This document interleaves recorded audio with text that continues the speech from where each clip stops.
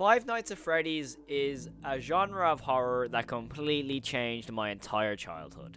It's the series and content that got me into the horror genre in the first place, and I am forever grateful for that, and that is why it is literally my whole channel's obsession. And I have played these games ever since I was 8 years old. I've recently done the maths. I've said I was 6 in previous videos. I've never been good at maths. But these games have shaped my childhood to who I am today, and ultimately what I'm doing here on this channel is ultimately shaped by Fnaf. And so many people debate what is the best Fnaf game. There's so many people throwing around, you know, obviously the original Fnaf.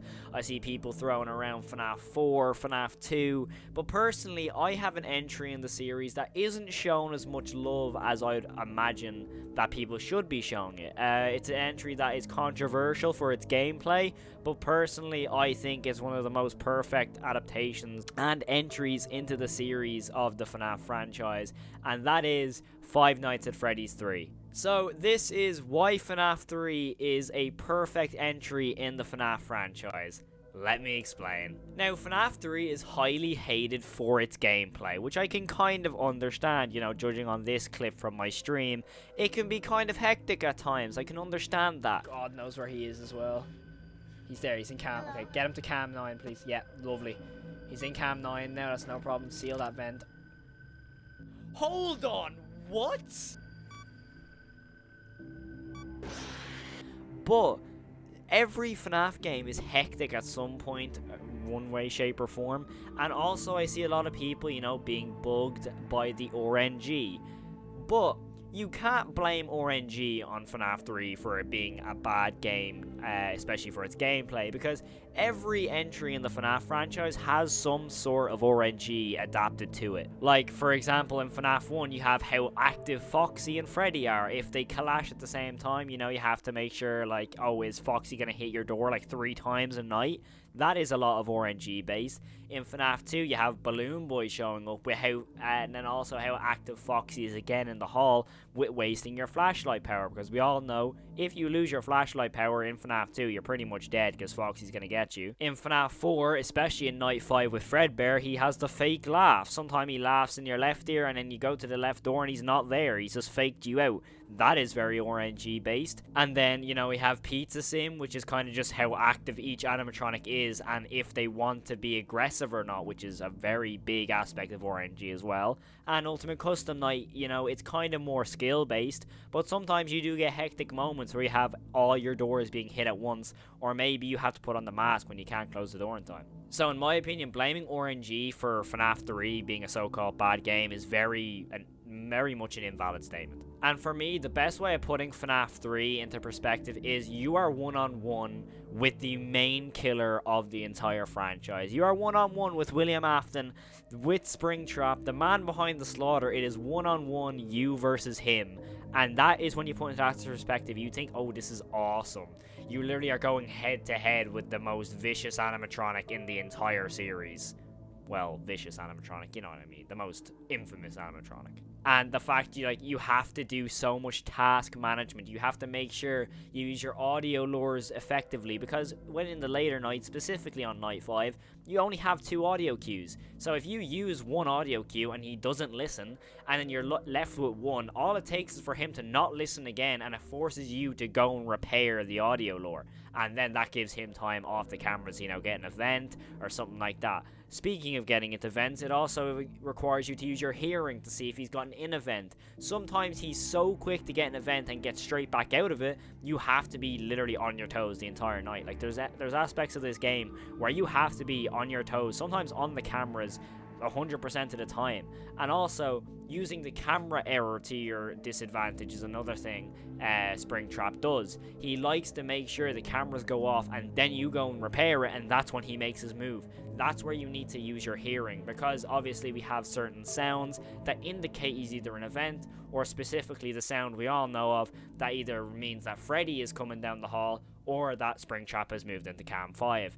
And we all know if he gets into Cam 5's vent and gets out of that vent, he's pretty much in front of your office and your night is pretty much done. So when you put all those aspects together, you get a hectic, scary, and very atmospheric experience with FNAF 3. Like, put it into perspective, you are literally in a grimy attraction with a vicious killer. You know, it's kind of crazy because you can't get out, and it's only down to your management and skills of task management to see if you can survive or not. But the one thing I love about this game is the atmosphere. The atmosphere is amazing. Just listen to the sound of the atmosphere of you just sitting there on night 1.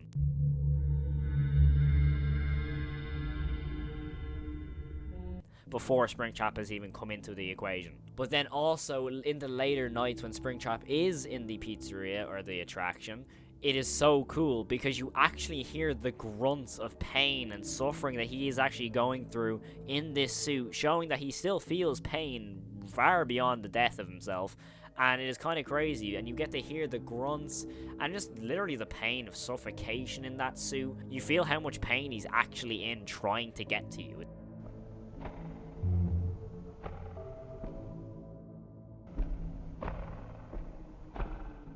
And the pain only puts emphasis on the agony and how much suffering he's gone through in that suit as we just slowly wait for him to make his way to our office, or in latter words, to try and keep him away from our office. And finally, the main reason why this is my favorite game in the series is the story. The story in this game really ties it all together, because especially in the first and second game, there wasn't much emphasis on the lore, except for the second game with the small little death mini games like the go go go and the puppet mini game, etc. But FNAF 3 is ultimately a tie-up to a lot of the story. You see what actually happens in some sort of way, especially in the good ending. I feel like the good ending is the best depiction of the story in FNAF 3, especially about how much emotion it has. It is such a terrifying story to see what actually happened to these kids. The fact that this man just took them just for the sake of taking them, really. And it's very, very depressing. And then ultimately, when you're trying to give Golden Freddy their happiest day, it is really, really horrifying and so emotional in a way, because it is down to the music that plays. You get some horrifying music in this game, and also some amazing music, my personal favorite being the Bonnie's Lullaby, or, you know, the one at the ending with the good ending. Ultimately, the story in FNAF 3 is beyond impressive from a game point of view, because it gives us this emphasis and a vivid description of what went down in this pizzeria all these years ago, 30 years ago to be exact. And it is just, it's horrifying, I have to say. It's very, very depressing. It's very dark. That's another thing. It is extremely dark. And you really just feel a sense of heart and, you know, compassion for these characters. And don't get me wrong, I understand people's problems with FNAF 3. It is understandably quite a more, you know, difficult game. I don't find it that difficult. I find it one of the more easier ones of the franchise. But I know a lot of people do struggle with it. And obviously the main issue is Springtrap's jump scare. I think the jump scare is very weak, but you know, it's nothing really. Sometimes he just comes out of nowhere and it does the odd occasion get you, but roughly the jump scare is pretty poor. But I find that everything other than the jump scares in this game is so good, and that's what FNAF's known for. Obviously they're known for the jump scares as well, but if you go back to FNAF 1, the main reason why that game was so scary in the original concept was the ambience of you just kind of sitting there, and all you kind of heard was the little fan spinning and stuff like that. It was the ambience of the FNAF 1 and FNAF 2 that really gave them a sense of, you know, terrifying nature in those games. And that's what FNAF 3 continues with. Same with FNAF 4 as well. That continues with the ambience as well. That makes it 10 times more terrifying. And that is ultimately what FNAF is. It is a terrifying atmospheric horror experience. And ultimately I can get why people won't like this game because of the gameplay, but if you look at it from a story standpoint, I think this is one of the most perfect story depictions of FNAF in the entire franchise. It is a stone, like, it's set in stone of the story. Obviously you have the question of what ending actually happened. Was it the good ending? Was it the bad ending? Personally, I think the good ending actually happened because, you know, we don't really see those original animatronics come back until Ultimate Custom Night, and realistically Ultimate Custom Night is just William Afton in hell, I guess.